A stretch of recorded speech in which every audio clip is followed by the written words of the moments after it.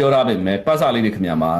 ပတ်စင်စင်ချင်းတင်တန်းစင်တာမှတိတ်မကြသေးဘူးတကယ်တိုက်နေခိုက်နေတေနေကြည်နေရတယ်နခခငါတို့ဘာတို့မှာအဲ့ဒါပတ်စာတွေတိုက်ခဲ့ရတာပတ်စာတွေတေတာအများကြီးပဲနော်တော်တော်များများပတ်စာတွေတေတာအများပတ်စာတွေတန်းတိုက်ရင်သူတို့အရှိရတိုက်ရတာမင်းတို့ဟိုတုန်းကတော့ကျွန်တော်တို့ထင်ခဲ့တာပေါ့ဗျာနော်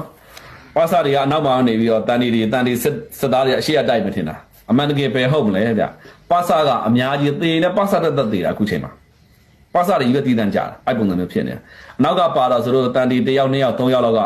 ဟိုဘယ်လိုခေါ်မခေါင်းမောင်းလုပ်တယ်ပေါ့ခေါင်းမောင်းလုပ်လို့ဆိုတာပါလဲဆိုတော့အရာရှိပုံစံမျိုးပေါ့နော်တန်တီတွေကခေါင်းမောင်းလုပ်တယ်ပြီးရင်ပတ်စာလေးတွေကတိုက်ရတယ်ပတ်စာလေးနဲ့ပတ်သက်ပြီးတော့နှိမ်ချဆက်ဆံမှုတွေနဲ့ပတ်သက်ပြီးတော့လဲဆွမ်းနာကျွန်တော်ပြောသလိုပေါ့စစ်တပ်ထောက်ခံတော်ညာလဲပဲစစ်တပ်ထဲမှာမတရားတာမြင်တော့ကျွန်တော်တို့ကပြောရမှာဖြစ်တယ်စစ်ထဲဝင်လာပြီးဟေ့ဆိုလို့ရှိရင်သူတို့က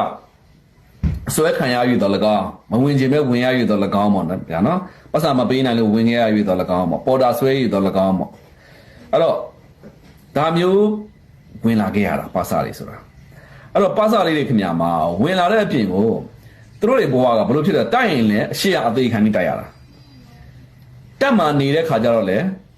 စစ်တပ်ကရဲဘော်ရဲဘက်စိတ်ရှိမလားမှတ်တယ်ပတ်စာလေးတွေဆိုလို့ရှိရင်ပိုက်ဆံဘယ်လိုခေါ်မလဲဆိုတော့ဗျာပိုက်ဆံ